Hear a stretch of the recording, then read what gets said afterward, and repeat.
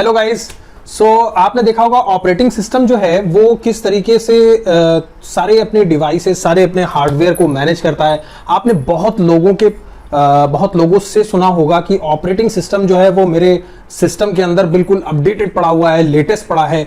आपने सुना होगा कि मेरे स्मार्टफोन के अंदर जो है वो एक ऑपरेटिंग सिस्टम पड़ा हुआ है जो अभी अभी लॉन्च हुआ है, बिल्कुल लेटेस्ट है, उसके अंदर नए फीचर्स हैं। और आपने सुना होगा कि जो ऑपरेटिंग सिस्टम है वो करप्ट हो गया है।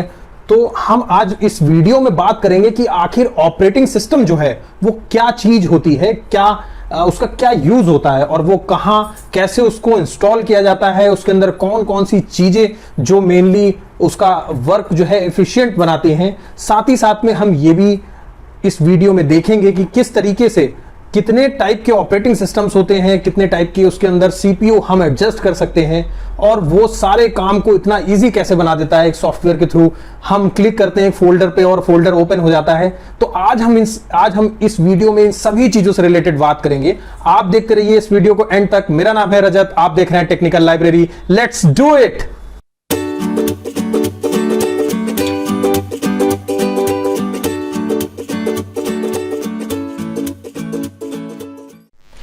सो गाइज, हम ऑपरेटिंग सिस्टम को भी एक एग्जांपल से ही समझेंगे, बट मैं आप लोगों को ये बता दूं कि ऑपरेटिंग सिस्टम जो है ना वो बहुत ही डेप्थ टॉपिक है। ये ऐसा नहीं है कि 15 मिनट के अंदर हम एक वीडियो बना के पूरा ऑपरेटिंग सिस्टम खत्म कर दें, ऐसा बिल्कुल भी पॉसिबल नहीं है। और ये एक बहुत ही डीप लेवल का टॉपिक है, ठीक है। मैं कोशिश करूंगा कि जितनी भी चीजें मैं इस वीडियो में आप लोगों को बताऊं उन सभी चीजों से रिलेटेड एक सिंगल वीडियो बनाता चला जाऊं, जिससे कि आप इंटर रिलेट कर पाएं इस पूरी वीडियो को, ठीक है। तो आप जो है वो बाकी की सारी वीडियोस भी आपको आने वाले समय में मिल जाएंगी इस चैनल पे। तो मैं आप लोगों को अगर ऑपरेटिंग सिस्टम की एक बेसिक डेफिनेशन के बारे में बताऊं तो बेसिकली होता क्या है कि ऑपरेटिंग सिस्टम जो है उसका काम सिर्फ इतना सा है कि वो जो हार्डवेयर हमारे जो सिस्टम के अंदर जो चीजें लगी हुई हैं, ठीक है, हम उसको हार्डवेयर बोल सकते हैं, ठीक है।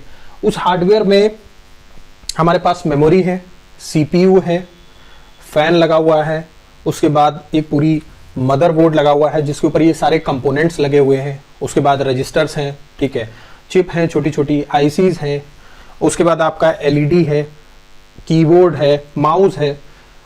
ये वो सारी चीजें हैं जो हार्डवेयर, हम जिसे हार्डवेयर बोल सकते हैं, ठीक है। जो पेरिफेरल डिवाइसेस होती हैं या फिर जो हमारी इस मशीन से अलग डिवाइसेस होती हैं उनको पेरिफेरल डिवाइसेस बोलते हैं या फिर आईओ डिवाइसेस बोलते हैं, ठीक है। जैसे हमारे माउस हो गए, कीबोर्ड हो गया, ये जो हमने अलग से लगा के रखी हुई है। तो बेसिकली होता क्या है कि अगर आप थोड़ा सा पहले सिनेरियो में, थोड़े से ओल्डर एज में जाएं, पहले के टाइम पर, तो होता क्या था कि रेलवे जो है वो एक ब्लैक विंडो यूज करता था, ठीक है, रिजर्वेशन प्रोसेस को कंप्लीट करने के लिए, और वो सिर्फ उन्हीं के एजेंट के द्वारा किया जाता था। तो उस प्रोसेस में होता क्या था कि उनके पास वो एक ब्लैक विंडो थी जिसके अंदर कुछ एक सिंटैक्सेस दिए गए थे, कुछ एक उनको तरीके बता दिए गए थे ट्रेनिंग के माध्यम से कि वो उसको उस तरीके से यूज करेंगे। बट इसके अलावा भी एक जब ये हमारे पास विंडोज अवेलेबल नहीं था तो उस समय जो है वो डॉस, जो आपका MS डॉस होता था, उसके थ्रू हम अपने चीजों को परफॉर्म करते थे। फ्लॉपी डिस्क जो होती थी उसके अंदर हम अपने डेटा को जो है वो राइट करते थे और उसके बाद एक जगह से दूसरी जगह ट्रांसफर करते थे। जिस समय हमारे पास नेटवर्किंग से रिलेटेड कोई भी सिनेरियो नहीं था, हमें एक कंप्यूटर से दूसरे कंप्यूटर में डेटा लेके जाना होता था, तो हम फ्लॉपी डिस्क यूज करते थे। आप लोगों ने, बहुत लोगों ने फ्लॉपी डिस्क देखी भी नहीं होगी, ठीक है। ये करीब करीब आप मान लीजिए 1995 के अराउंड के आसपास की बात है, जिस समय फ्लॉपी डिस्क आई थी। पहले सिर्फ राइटेबल आई थी, फिर सिर्फ रीडेबल आई थी, फिर उसके बाद आप रीड एंड राइट दोनों कर सकते थे एक ही फ्लॉपी डिस्क के ऊपर। और उसमें भी एक लिमिटेड मेमोरी थी, ठीक है, मैग्नेटिक टेप होती थी उसके अंदर, और उस पर आप राइट करते थे, वो भी लिमिटेड डेटा। ऐसे मान लीजिए आप करीब 1 MB का डेटा ज्यादा से ज्यादा। तो होता क्या था कि अब ऑपरेटिंग सिस्टम जो उस समय का था, उस समय डॉस हुआ करता था। डॉस में हमारे पास कुछ कमांड्स होते थे, जैसे आप अगर फोल्डर क्रिएट करना चाहते हैं, ठीक है, तो हम MD यूज करते थे, MD स्पेस फोल्डर का नाम। अगर आप कोई फाइल क्रिएट करना चाहते हैं TXT फाइल फॉर्मेट, तो हम यूज करते थे कॉपी कॉन। हमें अगर किसी डायरेक्टरी के अंदर जाना होता था तो हम CD लगा के उसके बाद डायरेक्टरी का नाम डालते थे। ऐसे बहुत सारे कमांड्स हैं, ठीक है।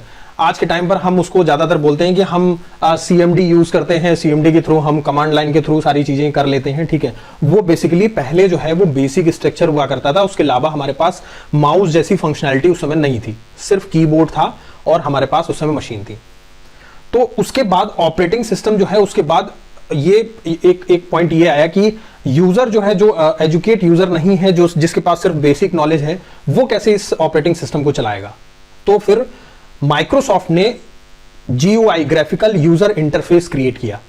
उस ग्राफिकल यूजर इंटरफेस के थ्रू हमारे पास माउस की एक फंक्शनैलिटी आ गई, जिस माउस की फंक्शनैलिटी से हम जो है वो फोल्डर्स के अंदर जा सकते हैं। हमको विजुअलाइजेशन जो है वो दिख जाएगा कि फोल्डर कैसा दिख रहा है, फोल्डर के अंदर क्या क्या डेटा है, ये सारी चीजें विजुअलाइज होने लगी। पहले लिस्ट में आती थी, इंडेक्सेस में आती थी, बट अब हमारे पास एक UI है, एक यूजर इंटरफेस है, तो हमारे लिए कन्वीनियंट हो गया। अब बात आई, हमने एक एप्लीकेशन खोल रखी है, एक हमने VLC प्लेयर भी खोल रखा है, मूवी भी देख रहे हैं, पीछे जो है वो डाउनलोडिंग भी चल रही है। तो उसके अलावा जो है वो क्या होता है कि 150 चीजें और बैकग्राउंड में चल रही होती हैं।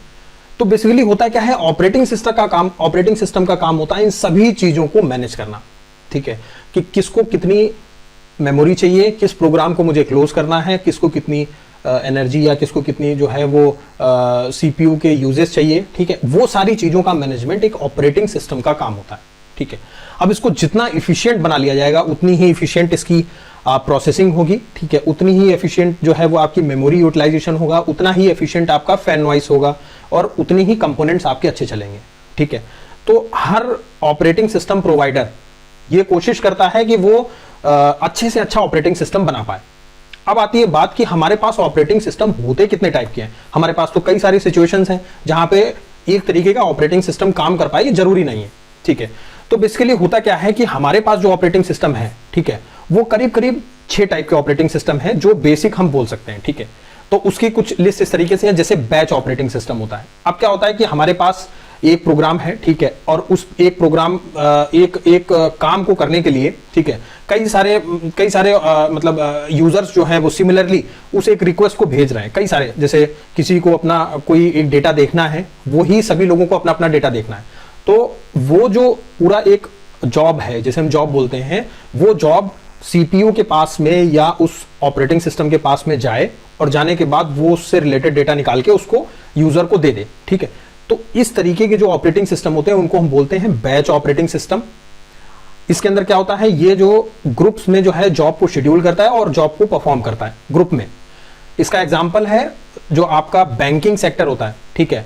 तो बैंक के सर्वर्स जो होते हैं, बैंक का जो ऑपरेटिंग सिस्टम होता है वो बैच ऑपरेटिंग सिस्टम से बिल्ट इन होता है, ठीक है। उसके बाद जो दूसरा ऑपरेटिंग सिस्टम होता है वो होता है आपका मल्टीटास्किंग ऑपरेटिंग सिस्टम। अब जाहिर सी बात है, हम लोग जो काम करते हैं वो मल्टीटास्किंग में आता है, कई सारी चीजें एक साथ चल रही होती हैं। तो मल्टीटास्किंग ऑपरेटिंग सिस्टम के एग्जांपल्स हो गए आपके, जैसे विंडोज हो गया, ठीक है, लाइनेक्स के ऑपरेटिंग सिस्टम्स हो गए। तो ये सारे इस तरीके के ऑपरेटिंग सिस्टम हमारे मल्टीटास्किंग ऑपरेटिंग सिस्टम आते हैं। अब जैसे रियल टाइम ऑपरेटिंग सिस्टम एक तीसरा टाइप होता है।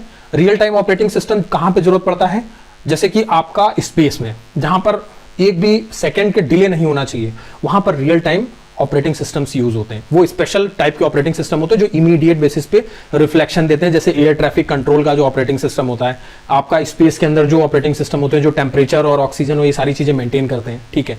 तो वो operating system real time operating system के अंदर आते हैं। अब आते हैं डिस्ट्रीब्यूटेड ऑपरेटिंग सिस्टम।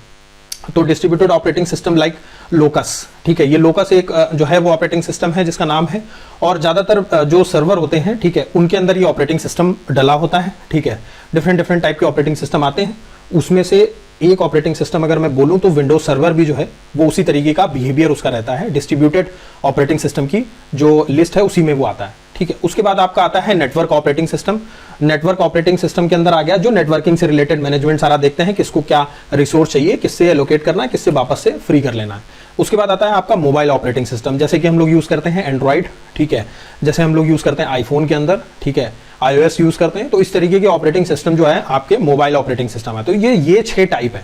तो ये हो गया बेसिक ओवरव्यू। अब बात आती है कि जो ये ऑपरेटिंग सिस्टम है ये किस लैंग्वेज के ऊपर बने होते हैं, किस बेसिक इनका बेस क्या होता है, ठीक है। तो वो मैं एक डिटेल वीडियो जो है वो उससे रिलेटेड मैं बना दूंगा, ठीक है। आप लोग उस वीडियो को रेफर कर लीजिएगा प्लीज। उसके अलावा अगर मैं एक और पॉइंट में आपको समझा दूं तो एक पॉइंट ये भी है कि ऑपरेटिंग सिस्टम का काम है जॉब को सीपीयू तक पहुंचाना, ठीक है, और सीपीयू जो उससे रिस्पॉन्स जनरेट कर रहा है उसको वापस से यूजर इंटरफेस पे दिखाना। मुझे उम्मीद है कि आपको ये वीडियो पूरी समझ में आई होगी। मैंने इसमें बेसिक इंफॉर्मेशन जो ऑपरेटिंग सिस्टम से रिलेटेड है वो सारी दे दी है आप लोगों को। फिर भी मैं एक डिटेल्ड ऑपरेटिंग सिस्टम और इंडिविजुअल टॉपिक के हिसाब से वीडियोस बना दूंगा, आप लोग प्लीज उसको देख लीजिएगा। और मुझे उम्मीद है आपको ये वीडियो समझ में आई होगी। सो प्लीज आप इस चैनल को सब्सक्राइब कर लीजिए, कमेंट दे दीजिए और फीडबैक भी अपना पास कर दीजिए। नमस्कार।